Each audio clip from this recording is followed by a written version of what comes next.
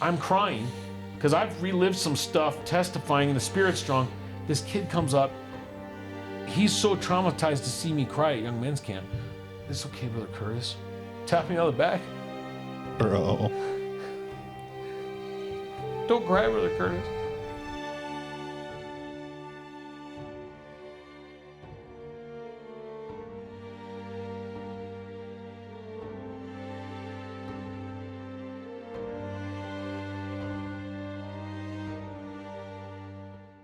Hey, Daniel, would you give me a picture that is a little bit Mormon?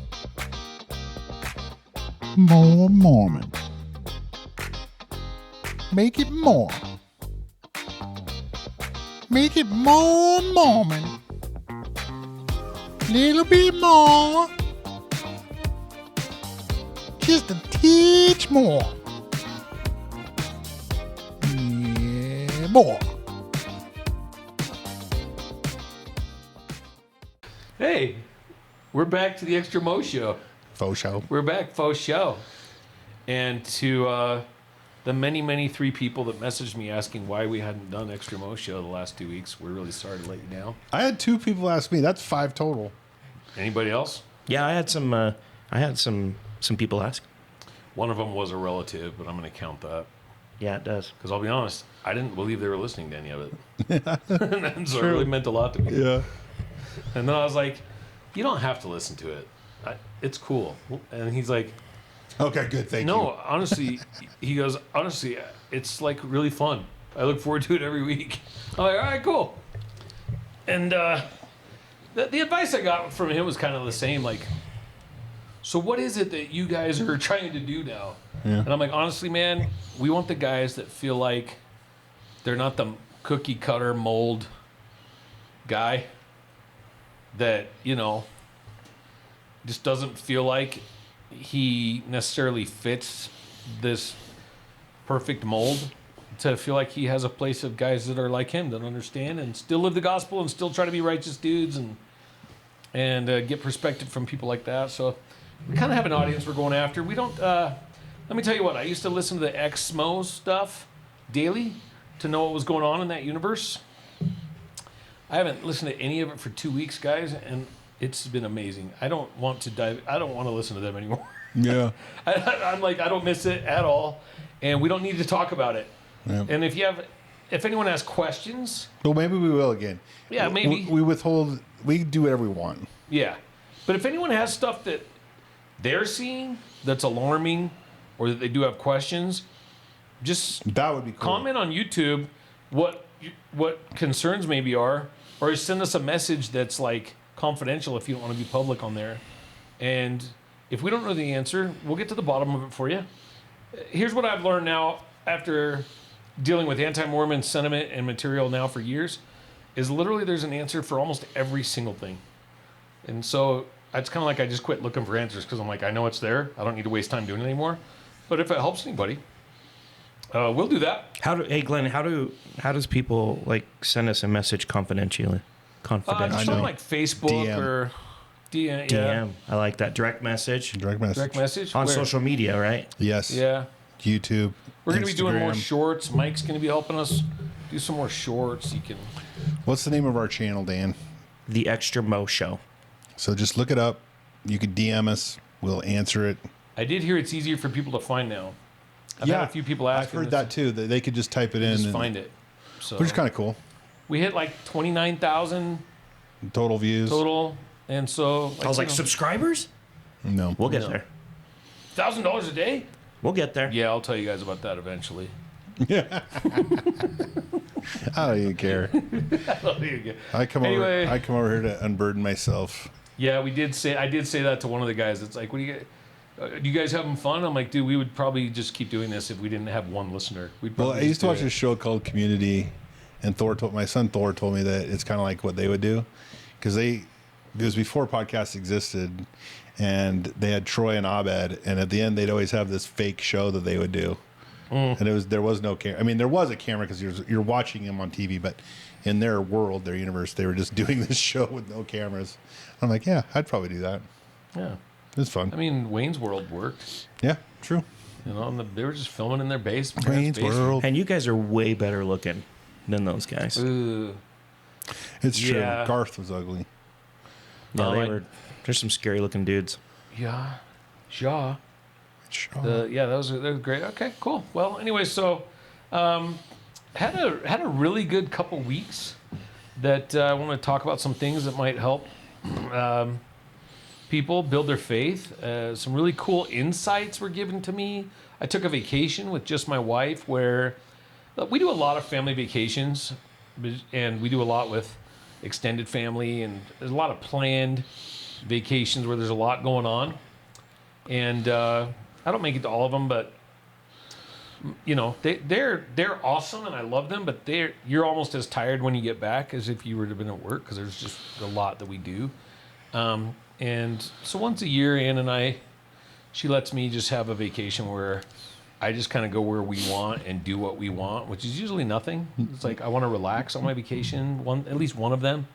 And so we just sleep in, go to lunch. And we try not to plan anything the day before. It's like my weird rule, like, let's just see what happens tomorrow. And we always end up doing something cool or finding something to do. But during that time, I had a lot of reflection time, reading, like stuff like that. So we'll get into some of that stuff. The week before, I was at Young Men's Camp where I got to do a lot of like cool just pondering and service and things like that. So I want to talk a little bit about some of that stuff, and then, you know, you guys, anything that you want to throw in, I'll ask questions about some of the things that we discuss. But Well, where did you go? for Young Men's Camp or for vacation? For vacation. Just San Diego. San Diego. It's one of my favorite places on earth. Did you go to the beach at all? Oh yeah, we always get a beachfront. Nice. So first night, it was kind of cool. The AC didn't work, and my wife was upset. Sick. And secretly, I was not upset because I'm like, cool. Opened all the doors and windows, and that beach breeze. I slept amazing the first night. Yeah. So yeah, I love San Diego. It's just, you know, someday I'll look at the science of how that place's weather just stays amazing It is every pretty day. cool. You go a little bit north, it's hot. You go a little bit south, it's hot. San Diego, 72. You're like, this is awesome. Isn't it something with the way that the San Diego, the direction it faces, and then there's prevailing winds, and so it does something about the way the wind hits the shore, I think.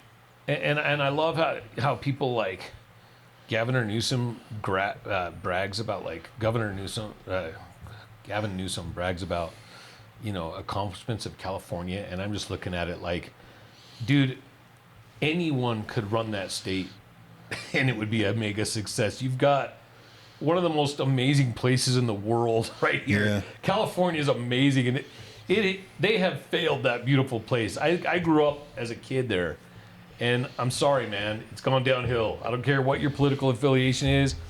I mean, even San Diego, up and down the freeways, just nonstop tents of homeless people. Well, They're dude, all- if I'm gonna be homeless, I'm freaking go to San Diego. right? I look at them like you're Seems the like a smart good deal. ones. Yeah. We got dumb ones in Utah. They're like, it's 20 below zero. Keep walking, bro. There's a nice place. Just push on And through. they're letting you camp there. Like, Yeah. they're walking around like zombies. I mean, it is sad to me, like what's happened there. But yeah, I love San Diego. But so a lot of just quiet, easy reflection time, pondering time. Which What were some of the things you were thinking about? one of the families I ministered to, we've become pretty good friends with them. Is the wife, and she experienced quite a bit of trauma in her life, and she gave me this book. She'd heard a little bit about some of the things I'd been through in my life, and she gave me this book that was, I hate to even say who co-wrote it, but it's Oprah Winfrey. Nice. And I always joke about Oprah Winfrey Well- and this doctor, and it's about Dr. Phil and Oprah Winfrey. yeah, it's a neuroscientist. Okay. And he's talking about brain development in the early years. And so it's kind of a science book that's explaining. Was it a weird name? Like, was his name Gabor Mate? It's Perry, I think. Oh. The book is called What Happened to You? And the premise of the book is, instead of looking at people and being like, what's wrong with you? You're like, what happened? Sure. Because for most people, something happened. Yeah. I mean, this big study, it was like 70% of adults had been through, and they even admit trauma is a word that's used too loosely. Mm-hmm. But they're like real trauma. It's like close to 70%. So maybe it's not too loosely. It's just everyone has it. Everyone maybe, right? So I'm kind of a believer that, and maybe it's because I've been through some stuff that I know that most people haven't, and so I'm like, I sometimes look at people using the word trauma, and I'm like, oh, your daddy worked too much? That's not trauma. But for them, maybe it was, right? So I know sometimes I can be judgmental, and then I look at people like, luckily, I never was sexually abused, so I know that's. I just look at that as such way worse stuff than, the abuse that I went through growing up. That, I'm like, well, You say that, Glenn, but the data is in. I'm about to spit some facts here. So I did foster care, and it's obviously terrible, right? Mm-hmm. Kids getting abused sexually. But in outcomes, the worst trauma that you can experience, guess what it is? I would guess it's not physical. I would guess it's like emotional abuse, like fear, being afraid. It's neglect. Neglect. So that's terrible too. Living in fear is terrible. But neglect is the one that actually has the worst outcomes. Like if a child is just left alone. They talk about that in this even book. Abuse is better. Okay, yeah. You would like the book, actually. Not better. That's a terrible way to say it. No, I get. Now, as a person who and I got to be careful. I don't think any of my family listens to this.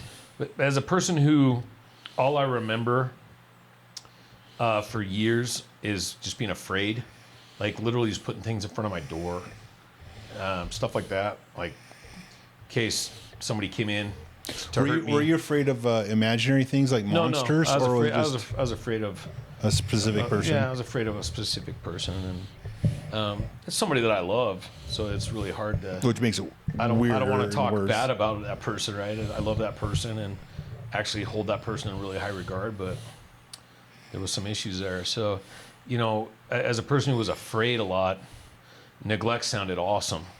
I'm like, if you could just neglect me, that would be rad. And so there was a lot growing up. My older brothers, I know they don't listen to this, but when we lived with my mother in LA, there was quite a bit of neglect. We would literally just roam the streets of LA, steal our food. We would rob the Indian guys in the convenience stores. So, lots of meals that were Hostess and stuff like that, really good stuff. That explains a lot, good nutrition, But so neglect, but I will say, as I read this book about trauma, I personally feel that I was really fortunate because one of the studies, and maybe that's what this whole episode could be on, because you know a lot about it, and you've experienced it. One of the studies was, you'll know the answer to this. Mike and Dan, I'd be curious to have you guys try to answer this first. Imagine two kids growing up in these different scenarios. One, this person was completely neglected until they were 5 years old. And then they were abused from ages 5 till 17. This person, I'm sorry, not neglected. They were loved as a baby, but then the parents couldn't handle and they started abusing them. Or this person who was neglected as a baby and then neglected as an adult. Which one do you think suffers the most? It's so one child that was never abused or whatever, but they were neglected as a kid, or one that was loved and cherished. Abused and then loved, neglected and then loved. Okay. Yeah. So, I'm saying this wrong, but basically the study is those first few years were the ones that mattered. Yeah. Yeah. That's what I was going to say. They're probably the one that got neglected as a child, because those are the development, early on, teaching with kids. Because obviously kids go to school and they're going to learn how to talk, they're going to learn how to do math, they're going to learn how to do all those things, right? But it's that foundation early on, teaching them that they're loved, it's unconditional, and nurturing them and Well, you met Jaylee. Yeah, that's a big deal. So my daughter Jaylee was born, and then taken from her mom because she was a drug addict and given to her grandma. Her grandma was overwhelmed because she honestly has like the emotional intelligence of like an 11-year-old or something, even though she's an old adult woman. Yeah. And so she was just overwhelmed. So she just left Jaylee in her car seat for 6 months. So literally just, you ever seen like a little baby, how they sit in a car seat and they kind of like, they like slowly like crumple over. Mm-hmm. So that's how she was. And she was like that so much that when you would pick her up, she was so tiny. I would put my fingers underneath her armpits and hold her like this. So her body and her head is up here. And then her legs would go like this, and her feet, the bottoms of her feet would point at the wall. She was so curved. And we actually called her fish hook because, you know, either. And what, did she have to have therapy to get out of that, physical therapy, or what, did she just kind of grow out of that? So every day, dude, it was brutal. I don't know if I could tell. Let me compose myself. Yeah, we're being vulnerable here today. So every day, it was my job too, because my wife couldn't do it. I mean, it was freaking traumatic. So you take this little tiny thing that's like, I mean, I'm not joking, like the size of this microphone. Little baby. And she's like 6 months old. I mean, that's too small, but tiny. I get what you're saying, yeah. And I would take her and I'd put her on my knee, and this was from the therapist. So she was kind of fish hooked like this. So I'd set her arm here and her feet were like this. And then I would just take her and I'd have to press her over my leg and stretch her out the wrong way. Oh, dear. For 15 minutes. To get her body to... And she would just scream. Sure. Gosh. And scream. And then she had a helmet on too. So her head was twisted like this. So then I'd get her and I'd set her up and I'd kind of like... And she's like... It's almost like she knew it was coming and knew it was good for her. It was really a weird experience for me because we were almost communicating. It's like she knew that she had to do it, but it was. But I'm about to scream because it hurts. And then I held her up. She'd stop screaming, and she's just like getting her breath. And then I'd take her head with the helmet, and I'd stick her like between my legs like this, and her head was stuck like this, and I'd have to twist her neck all the way across past her other shoulder, and hold it for 15 minutes while she screamed. Yeah, how long did you have to do that? Like 3 months. Oh my gosh. And then it was so physically exhausting for her. So then as soon as I got done with the head twist, I just put her up on my shoulder, and within 15 seconds she was sound asleep for the night. Wow. But good news, just today even, she went and tested for her hop keto red black belt. She's perfectly straight. I saw her reverse roundhouse kick. Yeah, she was roundhouse kicking. She was double kicking. So it was good. But I bring it up because she was neglected for those first months. And so we have another son who was born addicted to heroin. But we got him from the hospital. So, you know, we carried him around all the time, and we'd shower with him on our skin, which is a big deal with humans, like skin to skin. Stuff. And so he has this attachment that's really strong. Jaylee loves us as much as she can, but there's like a deficit there. Like that sometimes, first few months she didn't have any. Yeah, sometimes people will get hurt, and she'll just laugh. She thinks it's hilarious, and it's not fun. And you know what I mean? There's times when people fall down. So people will like mischaracterize her as some kind of sociopath, and really it's like, no, there's a part of the brain well, psychopathy is interesting because, I mean, it could be that she's psychopathic. I mean, she hasn't been diagnosed, but yes, that's kind of the behaviors. And we just found her playing with matches, and I asked her why, and she's like, I don't know. I'm just like, oh my god. Keep her busy. Keep her in hop keto. Keep her in hop keto. Keep her in all these things. Keep her she's busy. She's working hard. She's one of my heroes because she kind of knows that she has these deficits. She's smart enough to know. And so she tries really hard to work through them. But that first little bit of time, like you were saying, Glenn, it is huge. Well, I think this book might be good for you guys to see. I'd be very interested. It talks about the elasticity of the human brain. It's so funny, this whole book. You're reading all this science, and I'm seeing the gospel in the book. No doubt. And it's like, you guys are missing one of the most essential points. You're missing one of the essential points. Like, the book's talking a lot about how a person can heal so much with one positive relationship. And I'm like, just say it. That relationship can be Jesus Christ. That relationship can be God. That relationship can be the gospel. Well, what's the thing, you talk about elasticity of the human mind. What's the thing that's part of the gospel that is directly related to that? Love. I'm fishing for something, but oh no, what are you maybe thinking? love. I think it's repentance. Yeah, it's like, but they talk about feeling love and how that has a direct impact on a person's ability to heal. And I'm like, well, some people will never have love come from another person. They don't need it. They have to build themselves up. So this is very interesting that we'll talk a little bit about this tonight. This is what we didn't know what direction it was going to go. Well, I was thinking about like the first 2 commandments, right? So what's the first commandment? Love God. Love God. And what's the second? Love your neighbor. Yeah, right. As you love yourself. So, I mean, there's kind of a double one in that. Yeah. Like, you should love yourself, like you're supposed to. Yep. Which for me people. is like, I don't know how you guys feel about that. For me, that's the hardest one. Like, Well, we all know what filthy animals we are. And other people maybe don't see they don't, or at least maybe they do, but we don't believe that they see us the way, even the worst parts of us. Yeah. But we see that. And so it's easy to get caught up and focus on those negative parts when there's so many good parts. Where I was going with that first few months is that I've had a few I don't like it, so I'm going to get vulnerable just to help someone, and I'm going to tell you why here in a second.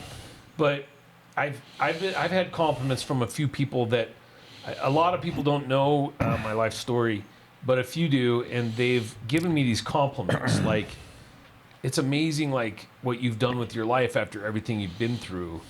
And I'm always like uncomfortable with that because I'm like, no, hold on. First off, God gets all the glory for that. Like, I didn't do this. I didn't accomplish this. The gospel of Jesus Christ accomplished this. I'm just going to say it right now. A lot of my testimony is this story. But second, my mother was very loving when I was a baby.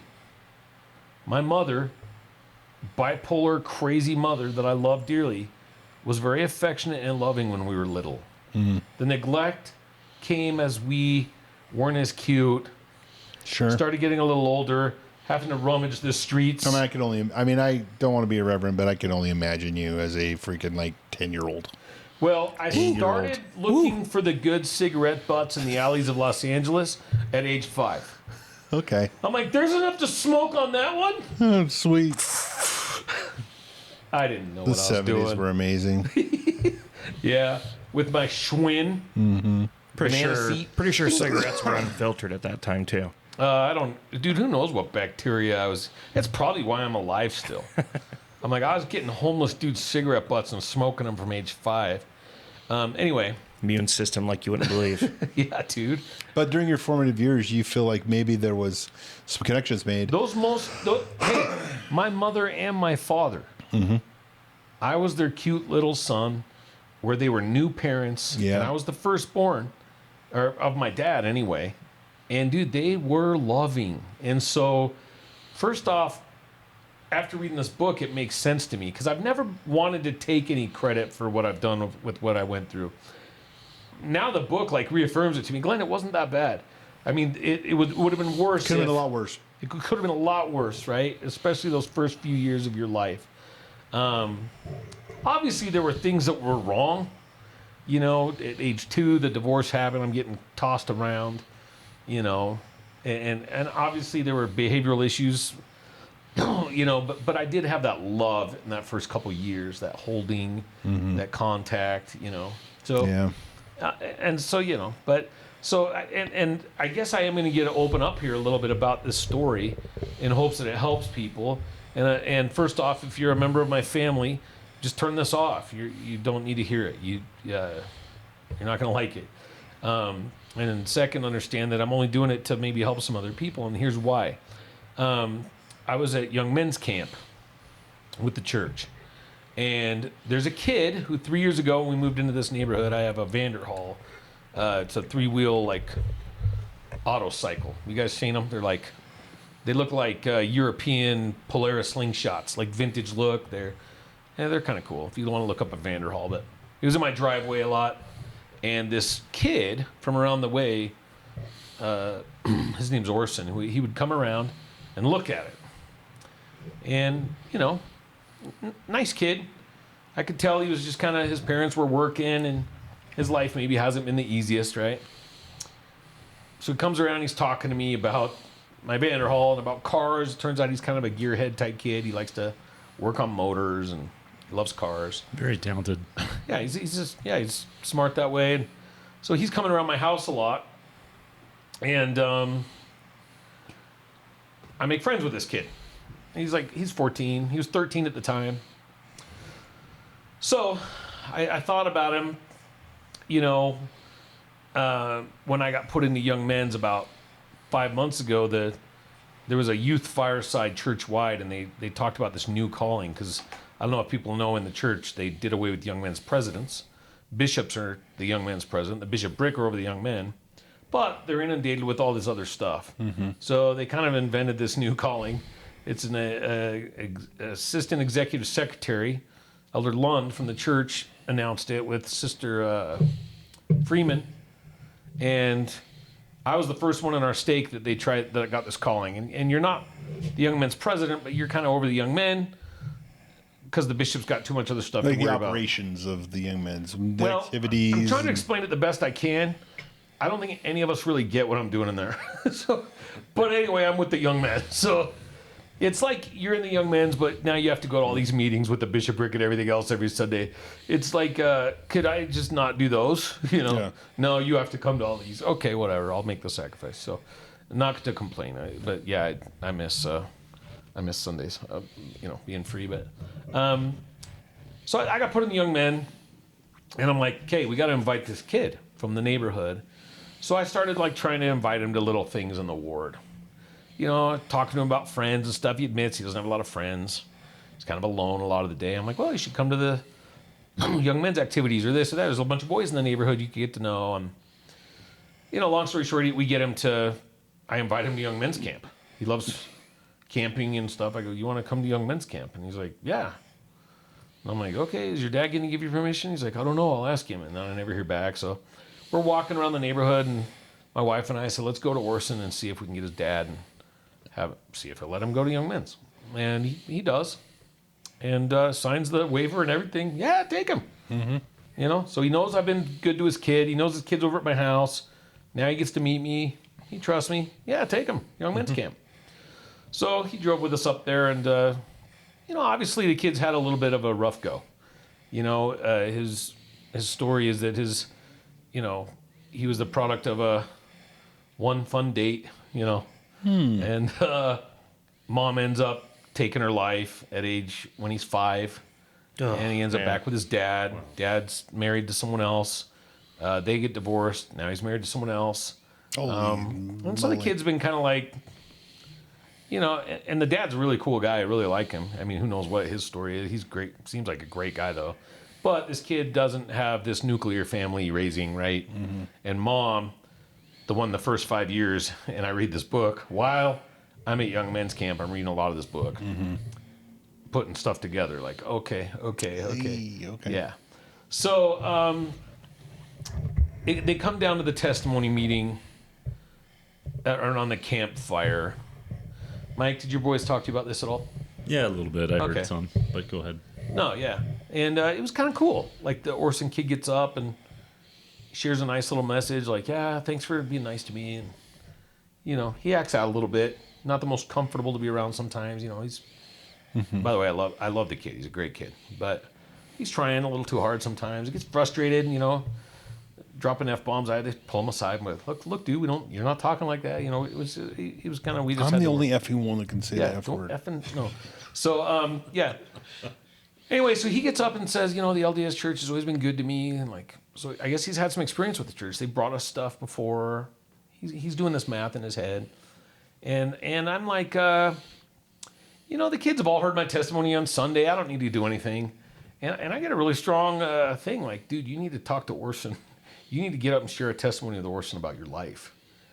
And I'm like, dude, these kids... In front of everybody? Yeah, I'm like, these kids don't need to hear all that. They can't handle the truth. Yeah, they probably, this might be traumatic. Like, how do I tone this down? And, no, Glenn, this is the prompting, dude. You need to do this. And so I'm like, okay. So I get up and I start telling the kids a little bit about my life.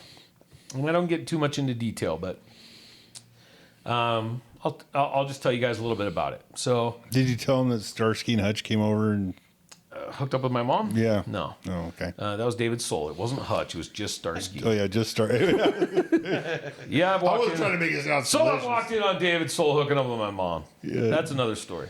Yeah. I'm like, hey, dude, can I have a ride on in the I love Torino? your Gran Torino. So, anyway, so we talked a little bit about like, hey, my parents split when I was young.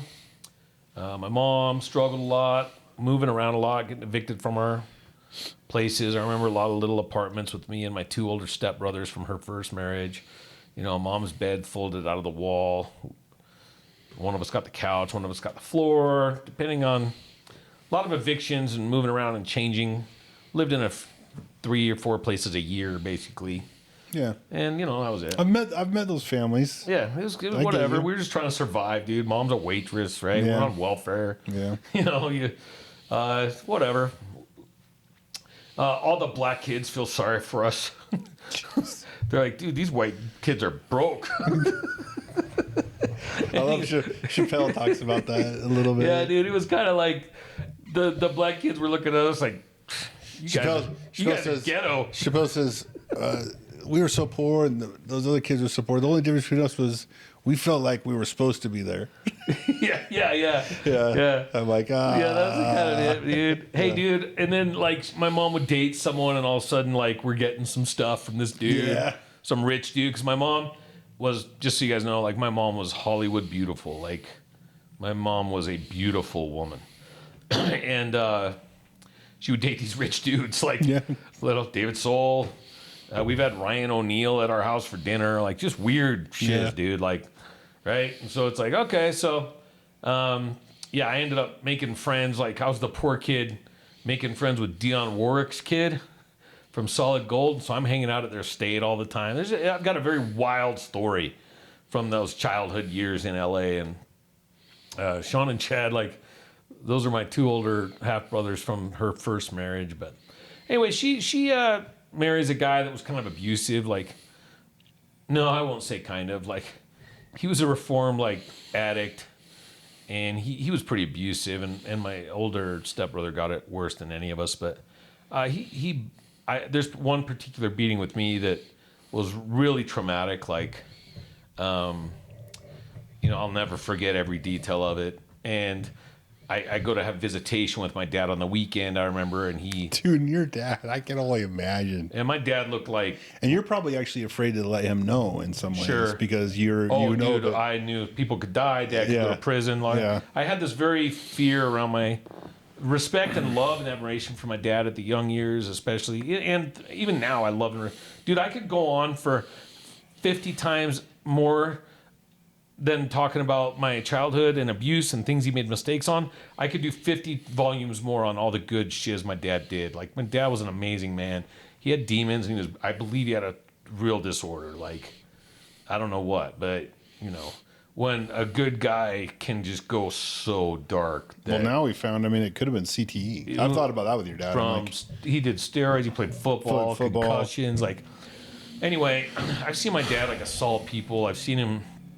You know, traumatic stuff. Like, so anyway, like, yeah, so my dad, like, goes, go get in the tub. And I was probably, like, 9, and he hits my butt, and the lashings I had received start bleeding through my underwear. This is one of the more traumatic moments of my life. And he's like, what happened to you? And he lifts my clothes, and I've got these whip marks from the middle of my back down to here on my legs. And I remember the guy saying, for every second you don't come to me as a lashing. And I just remember that it got to over 60. So I was lashed by this dude over 60 times. And anyway, I remember, like, you know, being more scared of my dad finding these injuries than murdering anything. some guy. Well, you know, not to get too much into it, but he puts me in the car. drives me there and breaks in their front door. My dad was A mountain. and just bangs on the door, which that was his mistake. The stepdad runs out the back. And we lived in LA in a bad neighborhood, so the back walls were plastered with these cut glass bottles in the top. Oh yeah, yeah. I know you're talking about.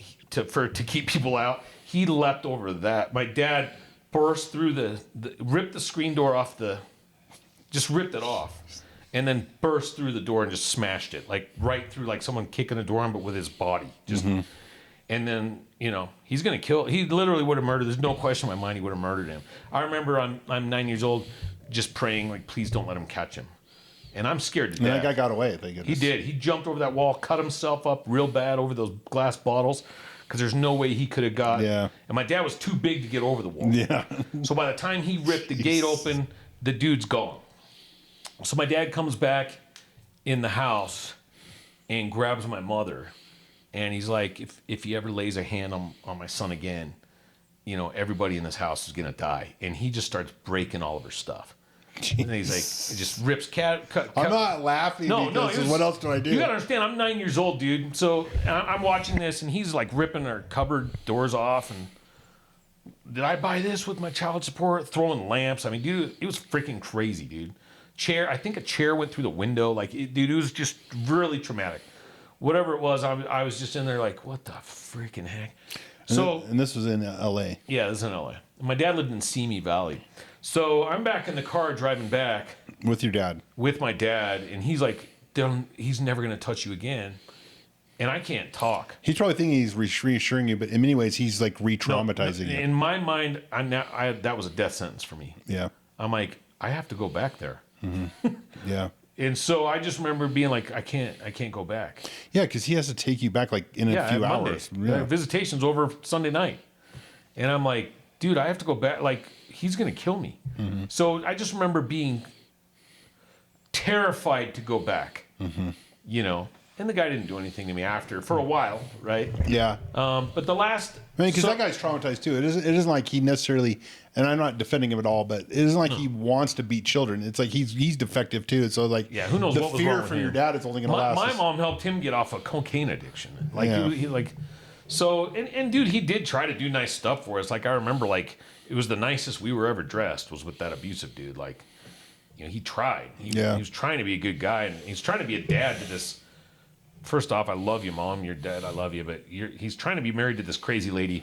And she's got these crazy kids too, Mm-hmm. And a husband who can murder him. And he's never had kids. He did have 2 older kids from another marriage, and now he's got some guy that looks like Lyle Alzado like coming after him, and he's just like. So I don't know what that relationship was, but I just had these weird traumatic experiences, and then my mom finally left him the last beating that guy gave me, and he almost killed me. Like he had lifted me up. From my neck and was shaking me. I had bruises all on my neck and passed out. And so when I came to, he was gone, and that was the last time I saw that dude. And then my mom, I think she overdosed. She had a different story, and I was in these LDS people's house for a while, and next thing you know, I'm on a plane going to Ohio, and my dad's in med school out there now, and he's remarried to who's a good lady, Yeah. Her boyfriend, her fiance had died in a plane crash, and they've got these kids, good little kids. And now this poor lady's got this messed up kid from L.A. She didn't sign up for this shiz, bro. Because she had no idea what was coming. You. She has no idea what's coming through the door. But Mom's OD'd. I've been abused, and she is like, I've met her. She's kind of a sweetheart in a way. She is. Like she would try to save anybody. Yeah, and she didn't. I really hope she doesn't listen to this. She didn't want to be my mom, and it's okay. I mean, she sacrificed a lot just to have me in the house, and didn't want me influencing her kids much. Which I can't blame her one bit. You got your own family. You got your own kids. I mean, it's tough, man. Yeah, here's a kid who's been abused, who's smoking cigarettes off the street, who's 11. And I've already seen the world, guys. Like, I'm 11. You don't want me around your 5-year-old, dude. I don't blame her. That's probably why you because I will say this: from the moment you met Jaylee, you connected with her. I did. And honestly, she reminds me of you, dude. I'm just telling you right now, I loved her like the pure love of Christ. Like, I'm not kidding you. I met Jaylee and loved her like Jesus Christ. I just love her. I honestly sometimes I think being friends with you in some ways prepared me to be like a foster parent, because just the stories you've told and how, and I say this with love, but like how radical you are, and then you're like, I'm back, I'm gonna do better, and then you F up again. Constant battle, right? Yeah, it's like, and then so I see, and I honestly see that with Jaylee so much, and so it is interesting that she was, of all my children, really, she's the one you've connected with. I really hope this podcast gets shared. I hope this episode, there's people that need to hear some of this. Your lives are hard, man. I get it. People have hard lives, dude. Your life was hard. I wouldn't mind an episode where we just talk about what you went through. So, yeah, one time I was at the country club, dude, and they brought me. They brought my lemonade. Chicken. Yeah, my lemonade was too sour. Yeah. No, and I said, you take this lemonade that's back. Trauma. You take this lemonade trauma, back. Dude. So I get out to Ohio, and, without taking too much time on this, because I want to get to the spiritual aspect of it, things went okay. I mean, I got to my dad. It was funny. He's a med student now. He had always wanted to be a doctor, but he was a pharmacist to make his dad proud of him. When his dad died, my dad at age 32 went to med school. He ran a pharmacy. He was a pharmacist licensed for, and then he went to med school. Oh wait, so he was NFL. Yeah, pharmacist. Pharmacy. Yeah, which got takes injured a while. in football. Became a pharmacist. Then and they had a successful pharmacy in Simi Valley. It's still there. It was called Mid Valley Pharmacy. No, Sycamore Pharmacy. I just drove by it 2 years ago. And then he goes to med school. And he goes to med school, but the only place that wants a 32-year-old pharmacist is out in Athens, Ohio. Ohio University Bobcats. And my mission. Yeah. That's my mission. Probably was, huh? Yeah, it was. And then Chauncey, Ohio was this redneck town. It was voted the worst town in America once. Like, it's just a dive. Dad bought a house there for like $12,000 while he was going to school. So I went, and that's kind of Appalachia. Like, I remember getting out there from LA. It's like rolling hills. It's super pretty. Yeah. Very pretty. Kids without shoes and stuff like that. Yeah. Cheryl's like, "Okay, go play. Don't want you in here, psycho." So I'm going around making friends with all these kids with no shoes, no teeth. And I'm like, "Hey, guys, what's up?" And they're like, it was a different life. But he ends up going to, we moved to Kirtland, Ohio.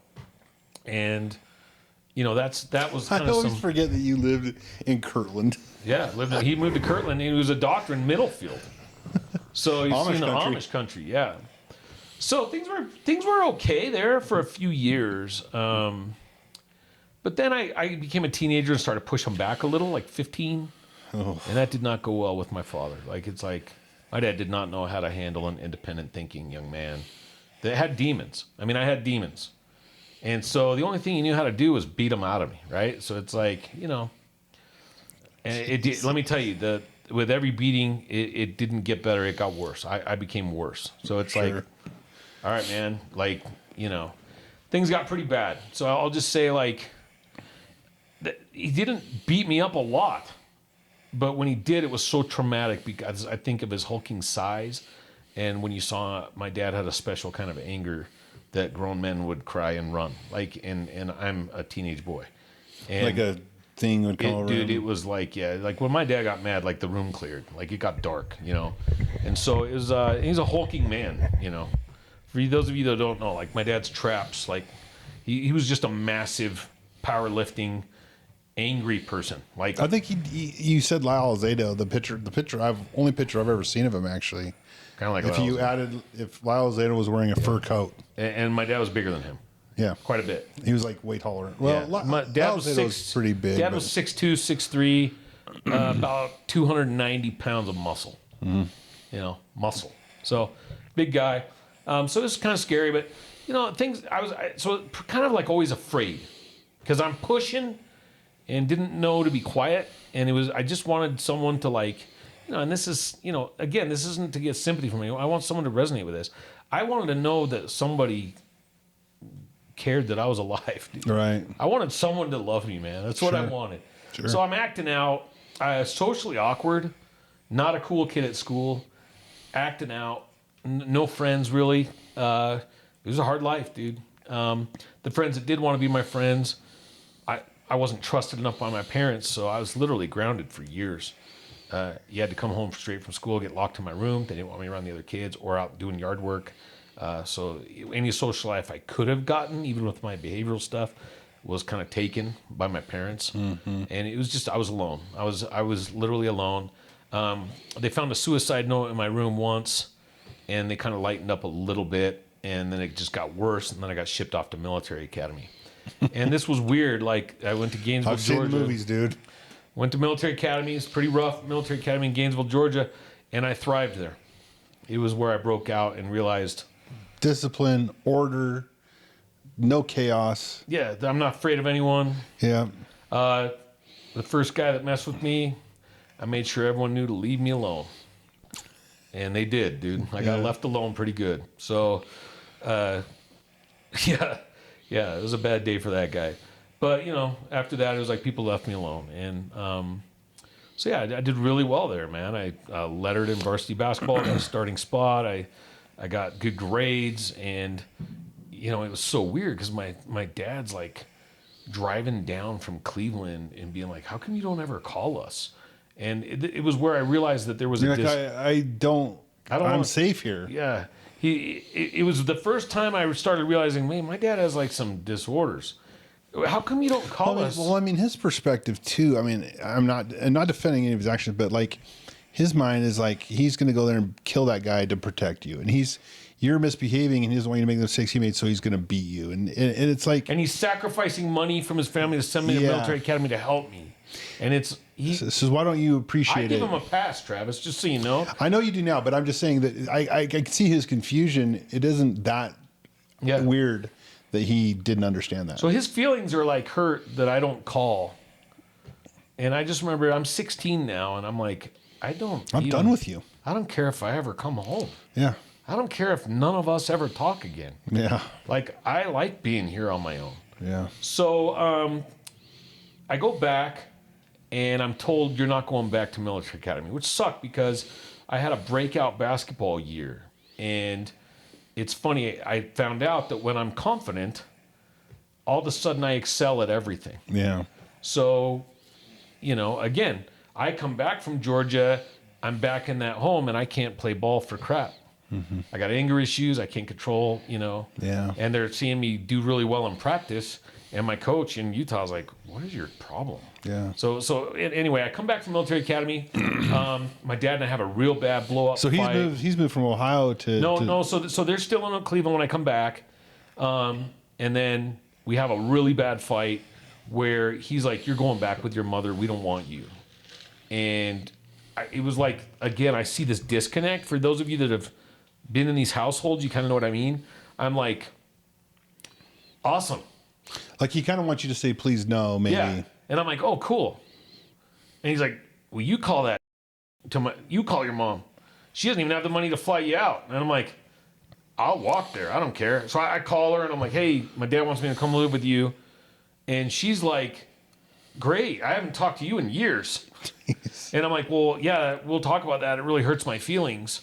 You never call or anything since I was 11. Glenn, I've sent you letters all the time. My dad threw one away. I never got them. Man. So all those years, I just thought my mom didn't. You know, that was hard, dude. That was hard. Yeah. The mom that was loving when I was little, she didn't give a shit. And my dad's telling me what a narcissist she is. She hates you and doesn't care about anybody but herself. And I'm like, cool. Nobody here cares either. You can see why I got suicidal, right? It's like, and then my mom's telling me, no, man. Like, yeah, come live with me. Like, we'll reconnect. And I've been writing you. I've been sending you gifts. And I'm like, I didn't get anything. So now I'm really pissed at my dad. I'm really pissed after this call. And then it turns into a beating. And then all of a sudden he's like, starts crying. I'm packing my stuff and he starts crying, don't go. And I'm like, what the heck? He's like a 3-year-old. Yeah, and I'm 17 years old now and I'm like, what? Yeah. What are you doing? Yeah. And somehow they talk me out of going. Wow. Like, I think I had this weird hope that there's going to be this change. Didn't happen. We got to Utah. It got worse. Worse and worse and worse. To where I'm 17, my dad gave me the worst beating that I think a kid should ever have to take. I mean, it's really hard for me to talk about. Yeah. Yeah, I've heard about this stage I'm for a sorry. little Yeah, bit. I'm not going to get into details of that, but it was really. And this was so he had gone to Roosevelt. Yeah. And they like pay off his medical bills, live in the country type situation. The government had a thing like if you we'll pay off your medical school loans if you work in this area that has a physician shortage area. And I was dating a Catholic girl that had a nice butt and would wear mini skirts, and my dad thought, "Oh, I can't have my kids dating these kids." And it's this conflicted soul, guys. I know if you know what I'm talking about, you know what I'm talking about. He was this conflicted soul who wanted to do what was best for his kids, and so he moves us out to Utah. And man, he got dark fast. Like Utah years were rough, dude. I saw him attack another doctor.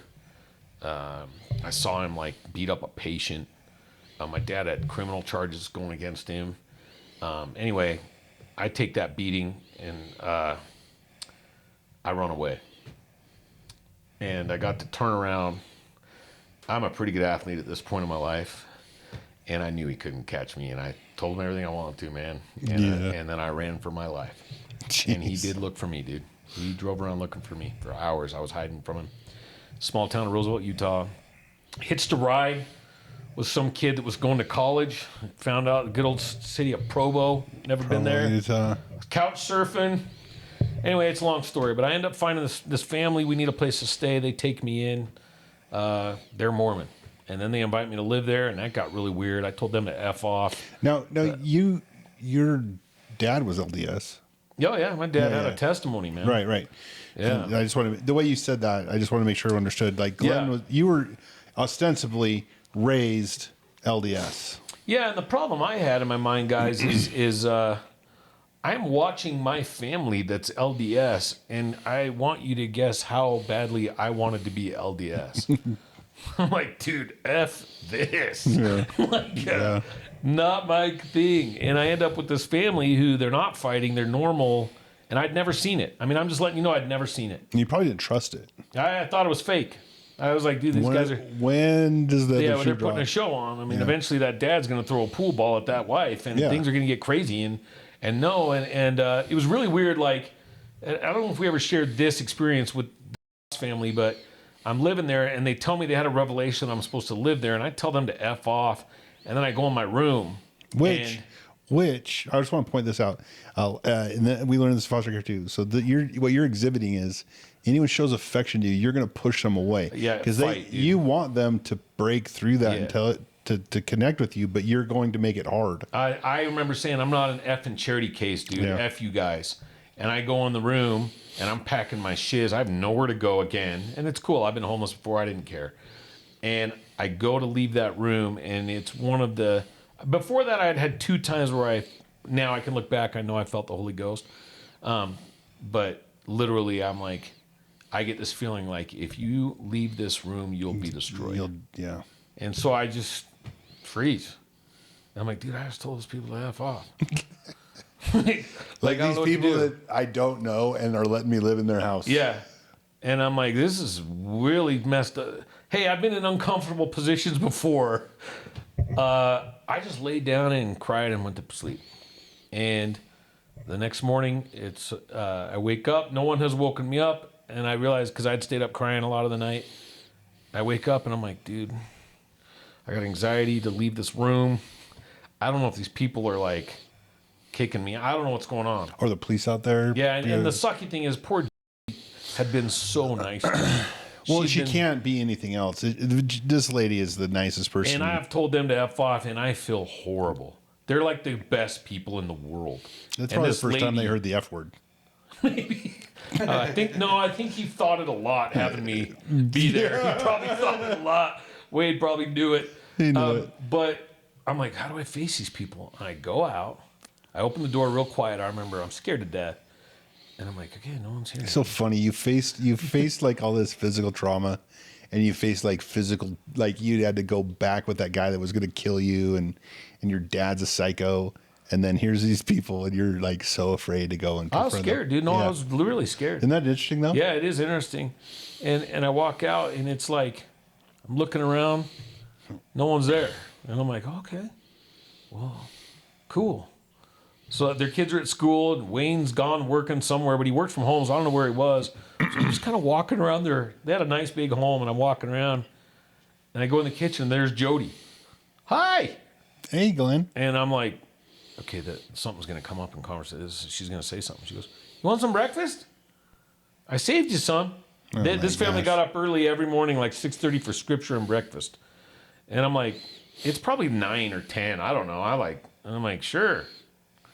And we just sit and talk, and no one ever brought that night up again. And I end up living there for a year. That's how we should be. Yeah. That's how we should be, man. That's what a Christ-like thing. They were amazing. Bro, I owe my life to these guys. Like, I really do. So they take me to church every Sunday. First few times, I remember it's weird. I have no church clothes. I'm dressed like a total a-hole.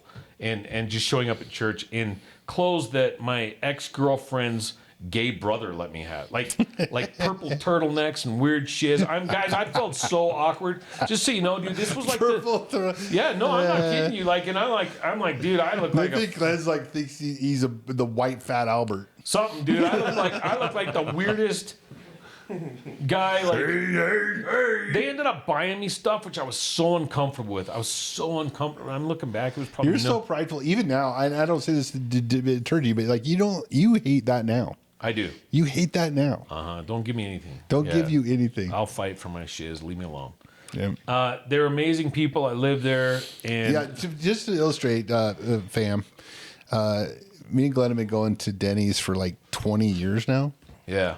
And I've probably bought Denny's like 4 or 5 times. And every time it's like this awkward thing where Glenn lets me do it, but he hates it. What? When I buy you Denny's. Yeah, I don't like you to it. No one buys me anything. Dude. No one buys. I buy everyone lunch when we go out. I want to buy Denny's this time. And honestly, I haven't even tried for like 10 years now. And then I feel like shiz. I'm like, don't buy it, dude. I used to feel guilty about having to buy all the time. Now I'm like, I'm doing him a favor. Yeah, you are. I want to buy everyone's stuff. So, I go on my mission. I get converted. I have an experience. I go on my mission. I serve a worthy mission.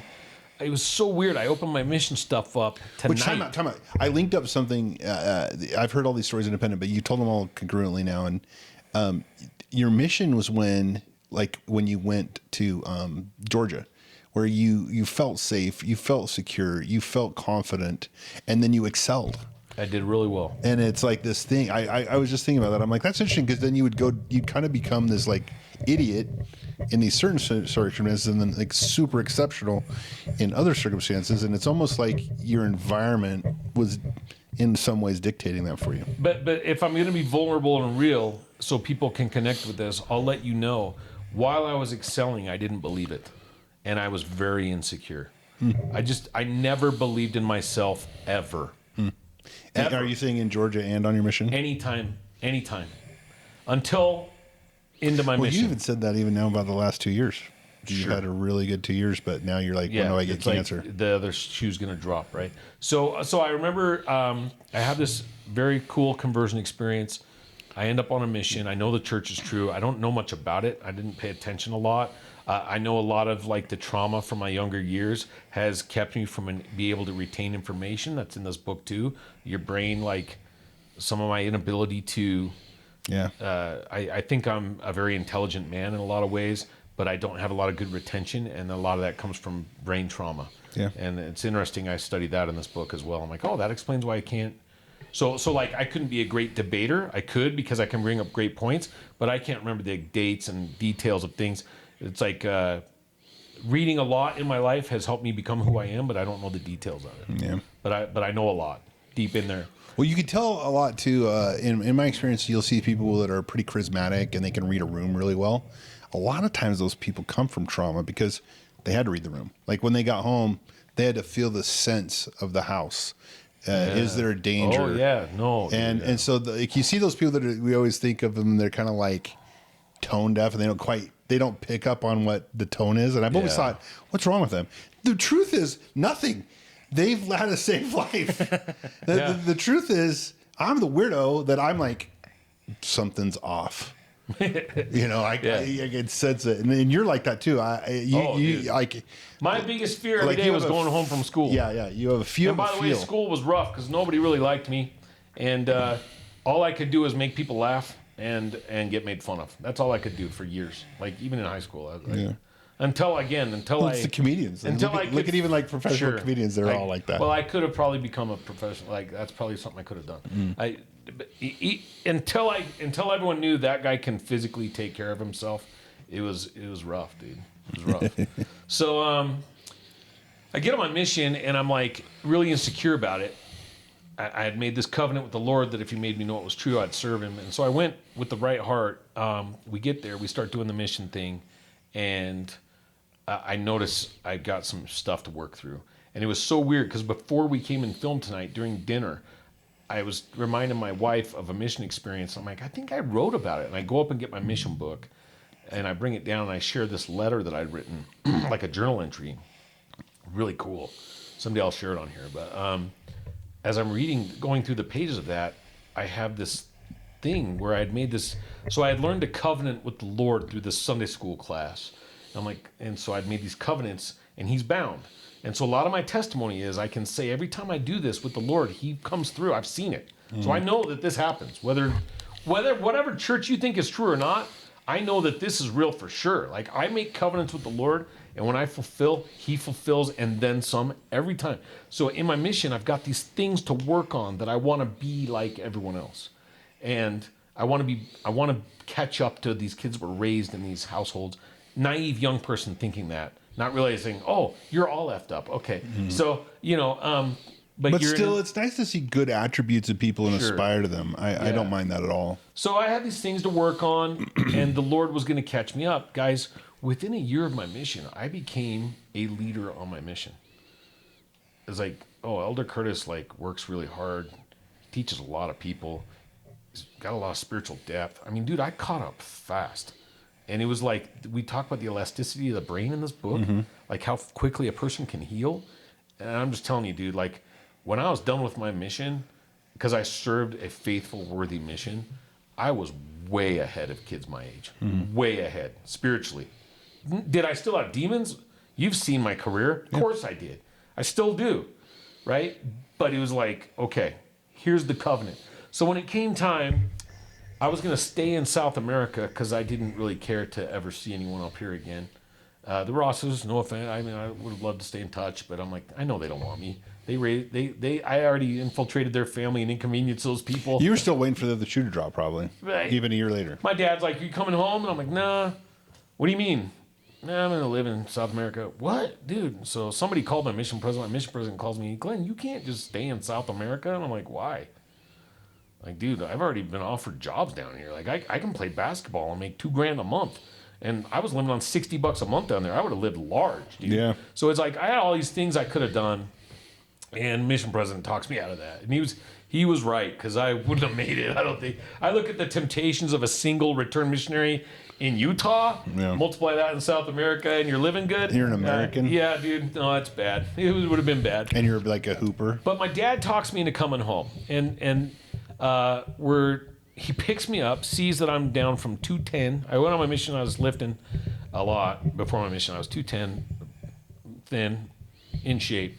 I come home, I'm 145. I had, I think they said 13 different types of parasites, and by the time they got them all out, it took me 2 years to get cleaned out of the parasites from down there. But my dad just looks right at me and passes.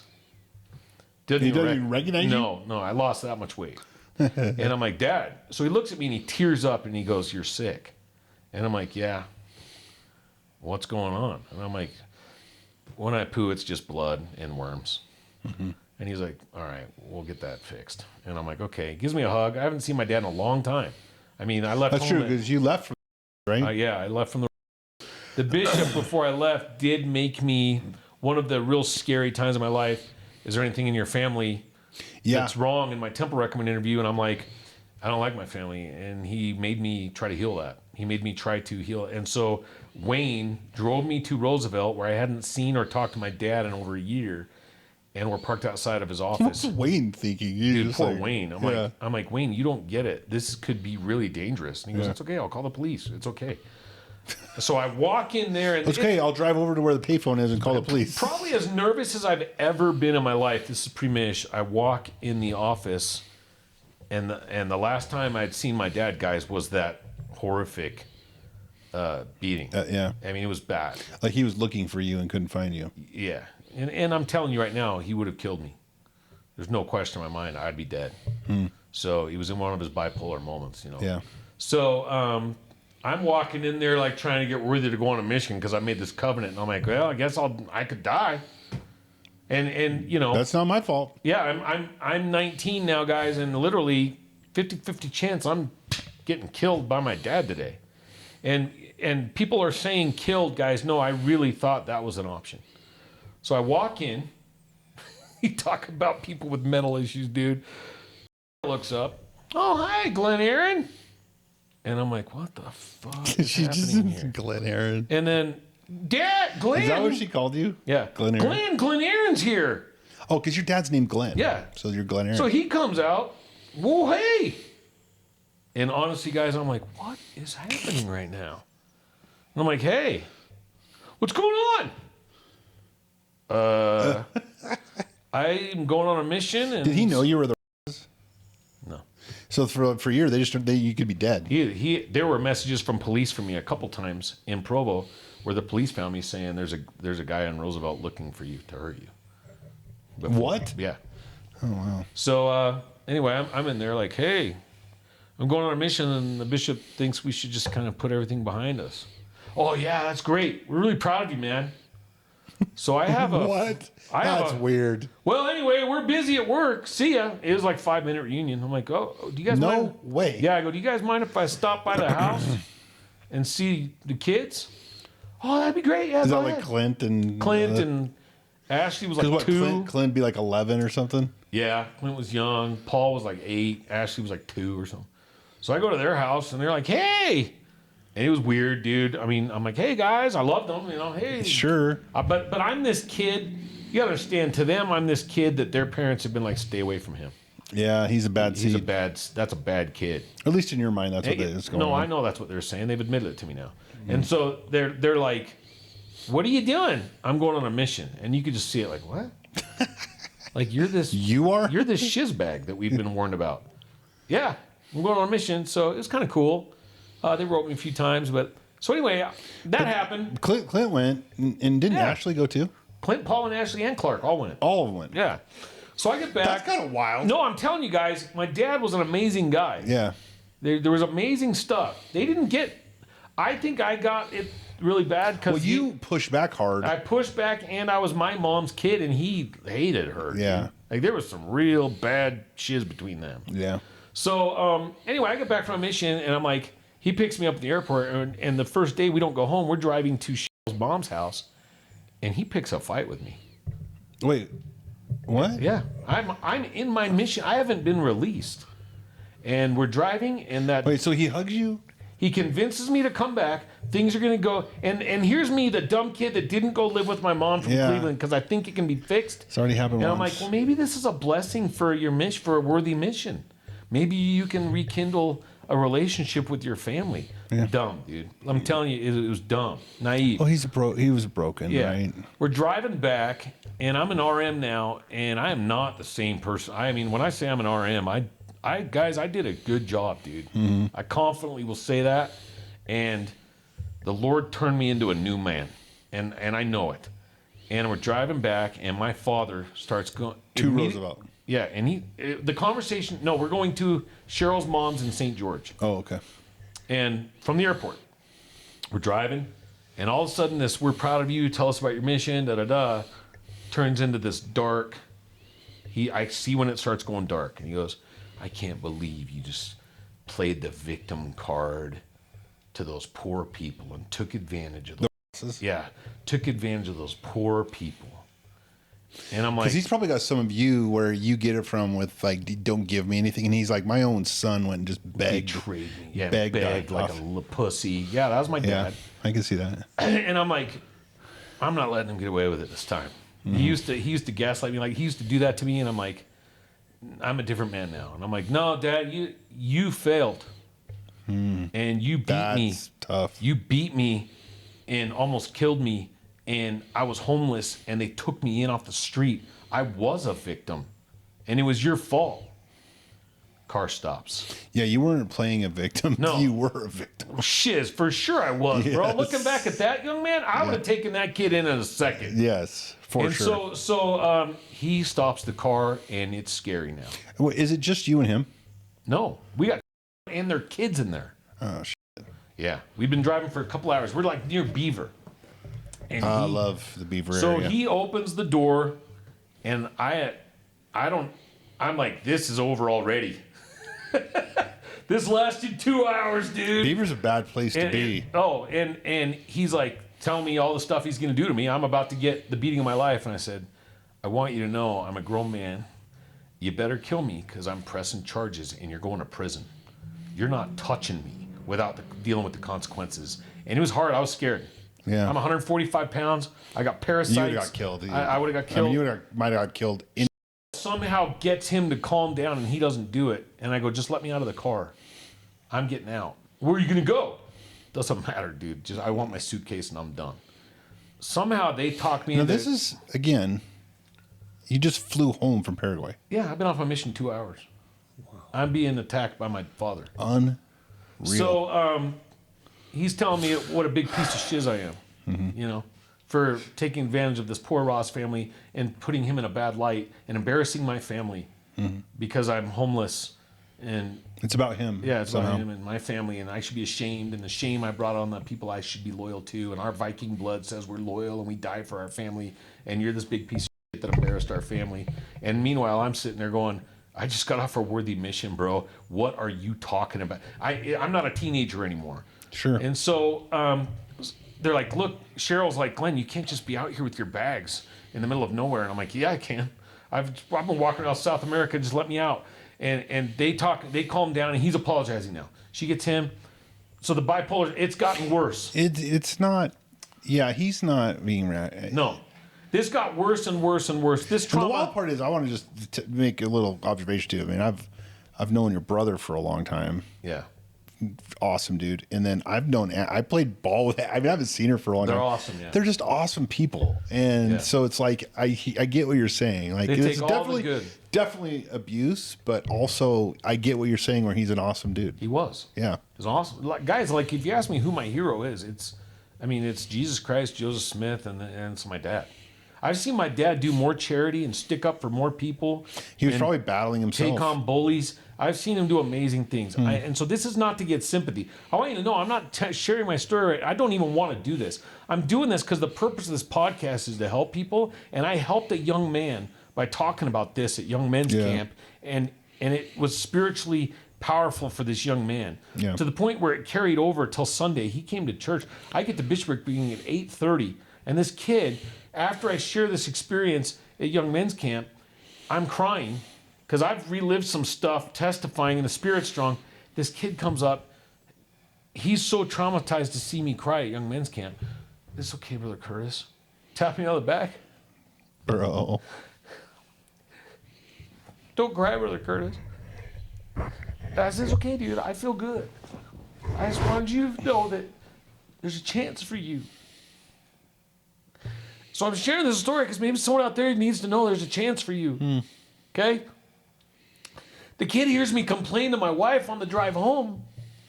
I have to get up at 8 o'clock for the Bishopsburg meeting. Guess who's at church at 8:30? No thinking way. That's when church starts, is this kid.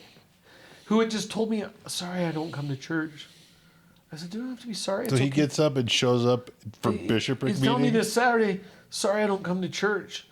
I don't want to come without my dad. I say, it's okay, Orson. We love you if you even don't come to church. And he's there at 8:30 asking me to tie his tie because he doesn't know how.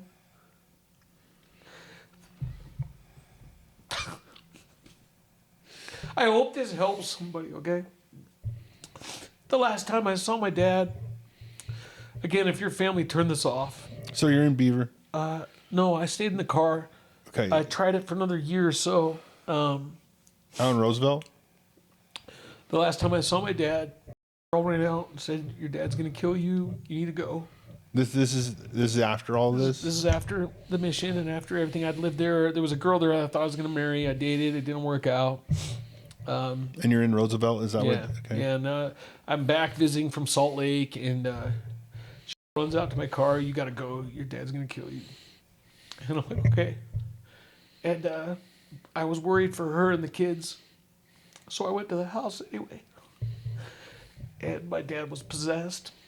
So I don't know if any of you know what a possessed person's like, but he wasn't even in there. He was an evil spirit. So I went and got the bishop. The bishop came to do an exorcism or whatever. What a freaking stud bishop. First of all. Yeah, dude, he's amazing. And we're there a couple minutes, and he turns and says, "You better get out of here." To you. I said, "Well, I can't leave you here alone." And he goes, "I'm fine. Get out." So I start to leave, and then Bishop gets kind of scared, and he starts coming out. And then he's like, "I told you to leave now." And I'm like worried about him. And he's like, "I told you." And he runs and gets in his car. And as soon as his car left, my father came running out. And the last words I heard from him alive were, "I'm going to effing kill you." And I got on my car and got the hell out. And then, it was a couple weeks later, he called, and it was so weird, dude. "Hey, it's your dad. I'm in the avenues living with my buddies." I'm like, "Hey, you were going to murder me 2 weeks ago. What's up?" And I just wanted to tell you I'm really proud of you. You're a self-made man, and I love you. And I was like, "Thanks, man. No hard feelings, but I'm never going back there." I was like, "I'm never." You said that out loud? No. No, but you... I'm like, "Thank you. That means a lot. I love you. I'm never going to call. I'm never going to go back. I'm done." I could never see him again. Right. After that day, that made the worst beating of my life look like a picnic. It was horrible. So I don't know if you know what it's like to look at your father and know that he will take your life. It's really traumatic. And, why am I telling this story? I'm telling this story because I learned on my mission, hey, dude, I can fix you. No matter what you've been through, I can fix you. And I believed it. I had a spiritual experience and I believed it. And then I include him in picking my wife, and she believes in me. And she does. And I'm like, I don't know if you know this about me, but if you're on my good list, you've got someone that will now take a bullet and a knife and a sword for you. And my wife has felt very safe with me because she's literally the only person in my life that I trust unconditionally. And she's been just a rock for me and my family, and I've been one for her. And we have gone through this process together and through faithful service in the church, dude. And don't think demons don't come out, man. Don't think they don't come out. Every time I feel physically threatened in any way, shape, or form, I lose my I temper to the point when I'm repenting, I'll be like, how am I still able to become an animal like that? And I want you to know I'm working, just like that list of stuff wanted to work on my mission. I do that in my life. And I just want to share a testimony, guys, that I have a life that I'm not supposed to have. That's just the truth. If you take 1 million people with my life and say, what did they do with their life?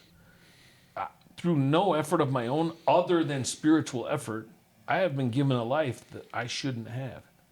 And when he says you will prosper in the land, you will, if you keep my commandments, if you're righteous, if you try, if you stay on the iron, and I'm not always righteous, guys, but just trying. My testimony really is concrete. I know and will feel the Lord sometimes be like, you need me right now, here. And he does it. And so when we ask, are we entitled to certain blessings? Yeah, you are. You covenant. You made covenants in the temple. When people say, why does the church need my tithing? Why do I have to pay tithing? They have all these problems. Like, you covenanted, dude. You covenanted. Well, we can't pay our bills. Then you have no faith. And I'm sorry to be that way, but I've lived it. Pay your tithing. Lose your house. Screw your credit. Pay your tithing. Prove me now herewith. Be faithful in these things, and he will make out of your life. Guys, if he's made my life out of what I am, the average Joe, dude, you guys can kill it.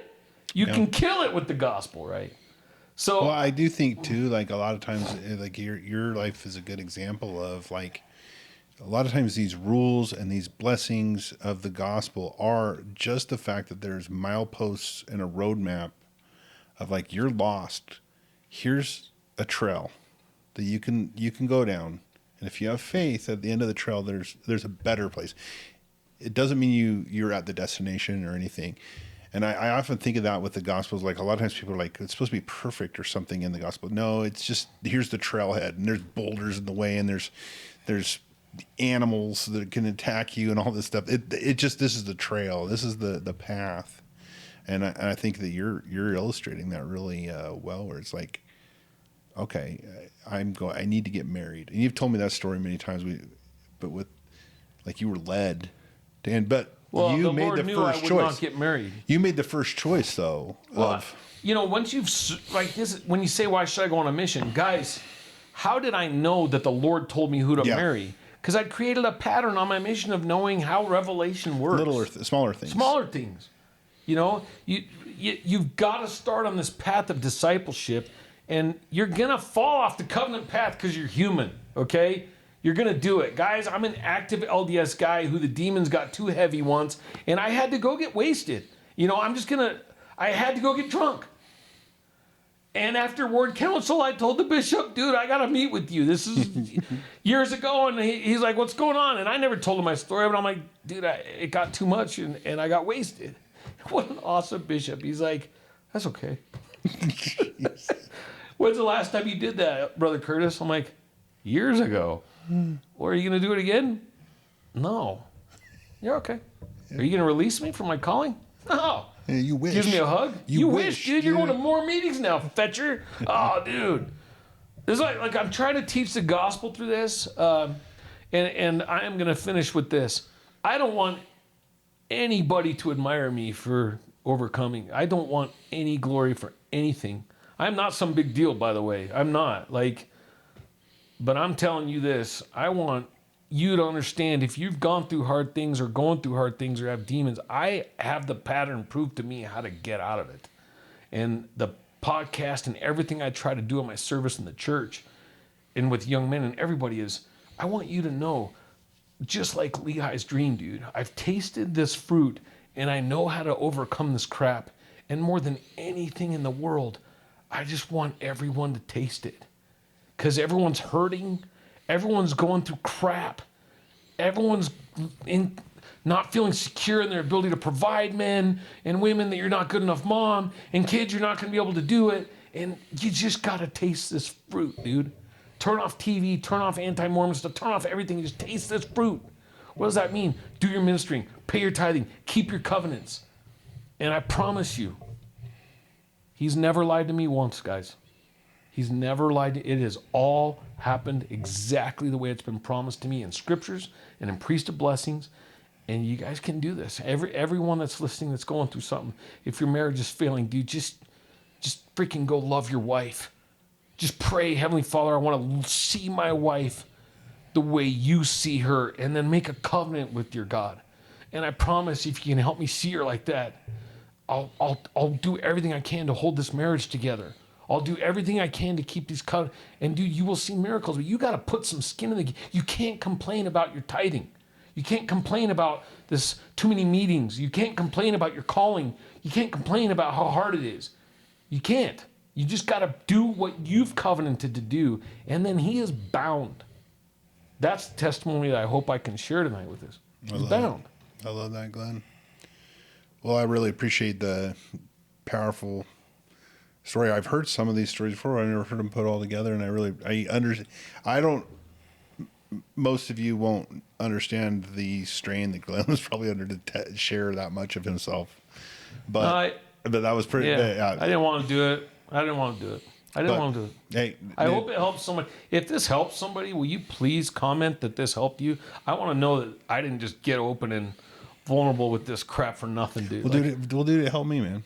I hope it did, Travis, because I love you, dude. Yeah, I love you too. And man. I know that you are like, I watch what you do for these kids, and you will be laden with sheaves of honor, my friend. Dude. For what you're doing for these kids. Well. Hey. But leave some comments. Share our podcast with whoever you think might benefit from it. We're here doing this. We're doing this to help each other. We're doing it to help, strengthen our testimonies. But we also really want to find those people out there that feel like they're all alone. Feel like, they think that maybe the atonement is real, but it's only real for other people. We want to find those people and know that they're not alone, and the atonement is for them. So, like, comment, share. I'd like to hear them comment on maybe some of the things that resonated from this podcast. I'd like to have them comment on maybe some trials that they've overcome in their life, because I know that you're not alone. Dude, I'm so inspired by people every day. There's people, guys, my story, like, for me, I get all emotional, and this isn't woe is me, dude. I got off easy compared to people I know. Sure. Hey, look at these people in Africa right now, bro. Yeah. You know what I mean? They're just getting murdered. Hey, if you deny Christ, we won't slaughter your kids with a machete. No, we're not denying Christ. That's happening right now in the world, guys. Yeah. There's real trauma in the world, Yeah. Well, we love you guys, and we'll see you next week.